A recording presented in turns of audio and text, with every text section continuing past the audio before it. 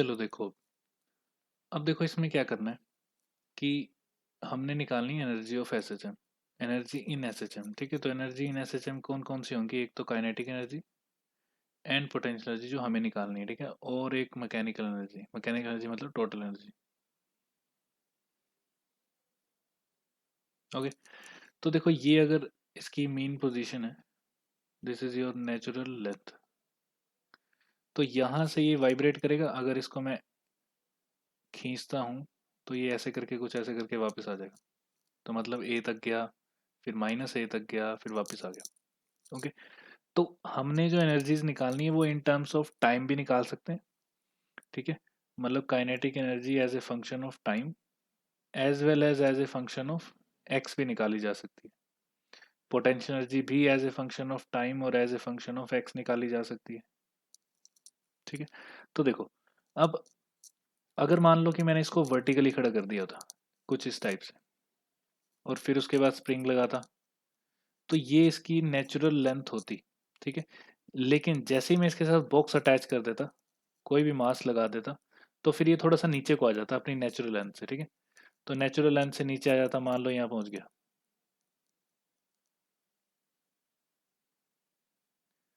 तो इस केस में बड़ी सारी एनर्जीज आ रही हैं। First, potential energy of spring. ठीक है, second, potential energy of gravity भी आ जाएगी, बीच में इंट्रोड्यूस हो जाएगी, और पोटेंशियल एनर्जी ऑफ एसएचएम। तो ये तीनों पोटेंशियल एनर्जियां अलग अलग हैं। ठीक है, जब स्प्रिंग के साथ कोई लोड अटैच नहीं होता है, ठीक है, मींस स्प्रिंग फोर्स जब जीरो होती है, तो उसको बोलते हैं नेचुरल लेंथ। ओके, जब इसके साथ मैंने ये मास अटैच कर दिया, तो ये कहाँ पहुंच गया? यहाँ पे। ठीक है, अभी तक मैंने इसमें खुद कुछ नहीं किया है, मतलब मैंने कोई फोर्स नहीं लगाई है। तो ये जहां पहुंचेगा दैट इज इक्विलिब्रियम पोजीशन या फिर मीन पोजीशन, ये दोनों एक ही होती है, इक्विलिब्रियम और मीन पोजीशन। ठीक है, इक्विलिब्रियम और मीन पोजीशन वो होती है जहां पे नेट फोर्स जीरो हो जाए। तो इन चीजों को याद रखना है आपने। ठीक है, और उसके बाद मान लो कि मैंने इसको खींच दिया, तो मैंने इसको एक्स डिस्प्लेस कर दिया नीचे तक। वैसे इतना नीचे होगा नहीं, बट डायग्राम ऐसी बन गई गलती से। तो मान लो मैंने इसको एक्स नीचे डिस्प्लेस कर दिया। अब ये जो पोजीशन है ना, वो ये लास्ट तक जाएगा, कहाँ तक? ए तक। इसको बोलते हैं एक्सट्रीम पोजीशन। तो ये चार पोजीशंस आपने याद रखनी है, कहीं भी किसी भी चीज की जरूरत पड़ सकती है। ओके,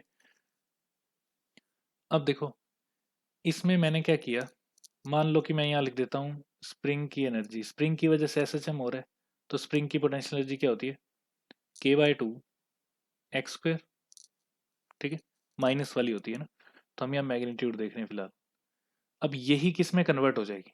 यही एसएचएम की पोटेंशियल एनर्जी में, क्योंकि मैं इसको इधर खींचूंगा तो एसएचएम में आ जाएगी वो एनर्जी। ठीक है, तो एसएचएम में एनर्जी आ रही है, तो मैं उसको यू लिख रहा हूँ। ठीक है, तो यू इज इक्वल टू कितना आ गया?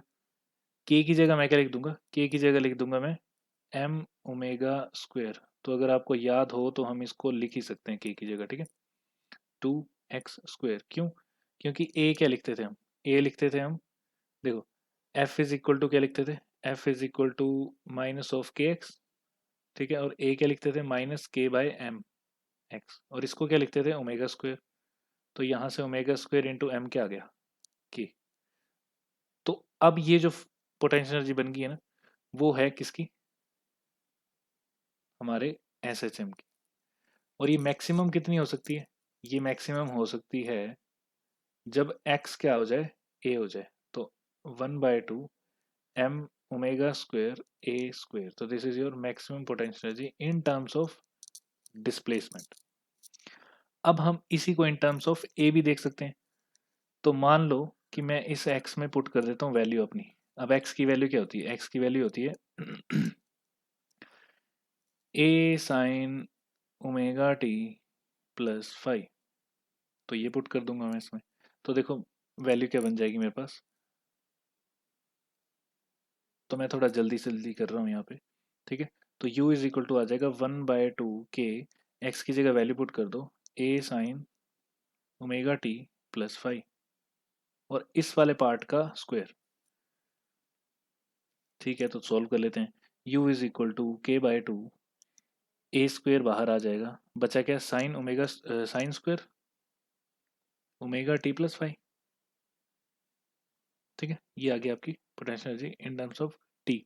लेकिन हमें थोड़ा सिंपल मेथड से करना है ताकि हम ग्राफ बना सकें इसका। ठीक है, तो अब हमें पता है साइन स्क्वेयर थीटा, देखो एक फॉर्मूला होता है cos two theta, that is equal to, in terms of sine क्या होता है, 1 - 2 साइन स्क्वेयर थीटा। ओके, तो ये होता है फॉर्मूला। अब हमने यहाँ पे क्या पुट करना है, हमने यहाँ पे निकालना है साइन स्क्वेयर थीटा की वैल्यू। साइन स्क्वेयर थीटा की वैल्यू क्या लिखूंगा मैं, sine square theta is equal to, ये देखो सब कुछ उधर चल जाएगा, तो यहाँ आ जाएगा 1 - cos 2 थीटा डिवाइडेड बाय 2। तो ये वैल्यू पुट कर देते हैं। तो जैसे ही मैं ये वाली वैल्यू पुट करूंगा तो वैल्यू क्या बन जाएगी हमारी, हमारा एक्सप्रेशन बन जाएगा u is equal to k/2 a square. ठीक है, और यहाँ पे क्या आ जाएगा, 1 - cos 2 omega t plus 2 phi, ये आ गया डिवाइडेड बाय 2।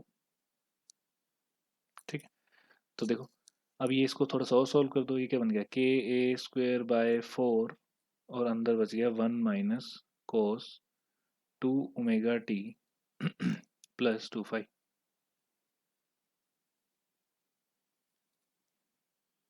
ये बन गई आपकी potential energy of spring in terms of t. ठीक है, ओके, तो आपने याद कौन सी रखनी है, ये वाली, ये वाली, और अगर ये भी याद रह जाए तो बड़ी अच्छी बात है, टाइम बच जाएगा आपका, वरना आप ड्राइव कर सकते हो। ठीक है, फॉर्मूला आपको ट्रिग्नोमेट्री का पता ही है। ओके, चलो नेक्स्ट देखते हैं। Next one is kinetic energy. Kinetic energy क्या होता है, kinetic energy is equal to half of mv²। और हमें v की वैल्यू पता है, तो इन टर्म्स ऑफ x अगर देखना चाहो तो v² की वैल्यू आप लिख सकते हो 1/2 m इंटू v² की वैल्यू क्या होती है, ओमेगा² under root of a² minus, oh sorry under root नहीं, a - x²। ठीक है, तो ये वैल्यू कुछ ऐसी आ जाएगी 1/2 m ओमेगा² a² - x²। काइनेटिक एनर्जी, तो this is your kinetic energy. ठीक है, अब क्या आएगा, अब हमें निकालना है इन टर्म्स ऑफ टाइम, तो v को पुट कर दो, यहाँ पे v को पुट कर देंगे, तो वैसे v की वैल्यू क्या होती है, we know that v is equal to a omega cos of omega t plus five.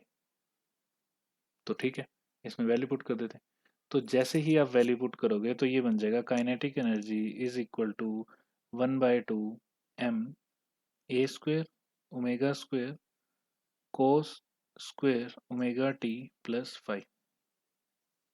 ठीक है, तो ऐसी कुछ वैल्यू बन जाएगी। अब हमें क्या करना है, हमें इसको थोड़ा सा सोल्व करना है, तो हम इसमें भी फॉर्मूला लगा देंगे। तो जैसे साइन का फॉर्मूला होता है वैसे ही कोस का फॉर्मूला भी होता है, मतलब cos 2 थीटा का कोस के साथ। ठीक है, तो वो जो फॉर्मूला होता है वो कुछ ऐसा होता है, अगर आपने cos 2 थीटा का फॉर्मूला लिखना है, ये आपको पता होगा, तो ये आ जाता है 2 cos² थीटा - 1। ठीक है, तो हमें निकालना है cos² थीटा, तो ये आ जाएगा cos 2 थीटा - 1/2। अच्छा, ये माइनस है ना, इस तरफ जाके प्लस हो जाएगा। ओके, तो फॉर्मूला आपका कुछ ऐसा बन जाएगा, तो इसको वैल्यू पुट कर दो, तो ये आ जाएगी 1/2 ma² ओमेगा² अंदर आ जाएगा 1 प्लस कोस, वापिस से वही 2 omega t plus 2 phi divided by 2। अब इसको थोड़ा सा ठीक करके लिखते हैं, ठीक करके मतलब आगे सोल्व कर लेते हैं। तो काइनेटिक एनर्जी आ जाएगी आपकी इज इक्वल टू m ओमेगा² a² बाय 4, और अंदर बच जाएगा 1 plus cos 2 omega t plus 2 phi. तो this is your kinetic energy in terms of क्या, इन टर्म्स ऑफ टाइम। ठीक है, और मैक्सिमम कितनी होती है kinetic energy, kinetic energy maximum हो जाएगी आपकी m ओमेगा² a² बाय 2। बाय 2 क्यों? क्योंकि ये हमने इसमें पुट किया है यहाँ पे। ठीक है, तो x को 0 पुट कर देंगे तो आंसर बच गया वो। ओके, अब हमें निकालनी है मैकेनिकल एनर्जी। तो मैकेनिकल एनर्जी क्या होगी? तो अगर आप ध्यान से देखो तो जो जो काइनेटिक एनर्जी आई है मैक्सिमम, वही आपकी पोटेंशियल एनर्जी भी आई थी। ये देखो, पोटेंशियल एनर्जी भी वही है। तो इससे हमें क्या पता चल रहा है? ये वाली नहीं, सॉरी, ये वाली है ना, ये जो है, तो दोनों सेम आ रही है। इससे हमें ये पता चल रहा है कि जब हम इसका ग्राफ बनाएंगे तो वो कुछ ऐसा बनेगा कि जब एक, अब आपको ये भी पता है, आपने सब कुछ पढ़ लिया है कि जब पोटेंशियल एनर्जी मैक्सिमम होती है, इंक्रीज हो रही होती है, तो काइनेटिक एनर्जी डिक्रीज हो रही होती है। ठीक है, इसका मतलब जब ऑब्जेक्ट यहाँ से इधर जाएगी तो यहाँ पे पोटेंशियल एनर्जी जो है वो मैक्सिमम हो जाएगी, और यहाँ आके काइनेटिक एनर्जी मैक्सिमम हो जाएगी, तो टोटल मैकेनिकल एनर्जी इसमें चेंज होगी। तो टोटल मैकेनिकल एनर्जी कितनी होगी? वो भी इतनी ही होगी, half of m omega square a square. तो ये याद रखना अपने point. Total mechanical energy in S H M is this, kinetic energy maximum is this, as well as potential energy maximum is this, the same. Okay, चलो अब graph देख लेते हैं। अब देखो ग्राफ कैसा बन रहा है, ग्राफ बन रहा है कोस 2 थीटा का, मतलब ग्राफ बनेगा 1 प्लस कोस 2 थीटा के साथ। ठीक है, तो इस टाइप का, या फिर 1 माइनस कोस 2 थीटा। हाँ, 1 माइनस कोस 2 थीटा का।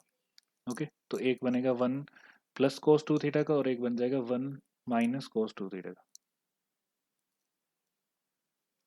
तो वो जो ग्राफ बनते हैं, अब देखो इसमें क्या हो रहा है, एंगल डबल हो जा रहा है, एंगल डबल हो जा रहा है, तो इसका मतलब जितने में एक एस एच एम पूरा होगा यहाँ से यहाँ तक, ये, तो जितने में ये एक एस एच एम पूरा करेगा उतने में पोटेंशियल एनर्जी 2 बार इंक्रीज होकर डिक्रीज हो चुकी होगी। तो ऑब्वियसली दिख रहा है, यहाँ पोटेंशियल एनर्जी 0, ओके, यहाँ पोटेंशियल एनर्जी मैक्सिमम, फिर 0, फिर मैक्सिमम, फिर 0। ठीक है, तो इनके ग्राफ कुछ ऐसे बन जाएंगे, ये देखो, तो यहाँ बने हुए हैं, आप देख सकते हो।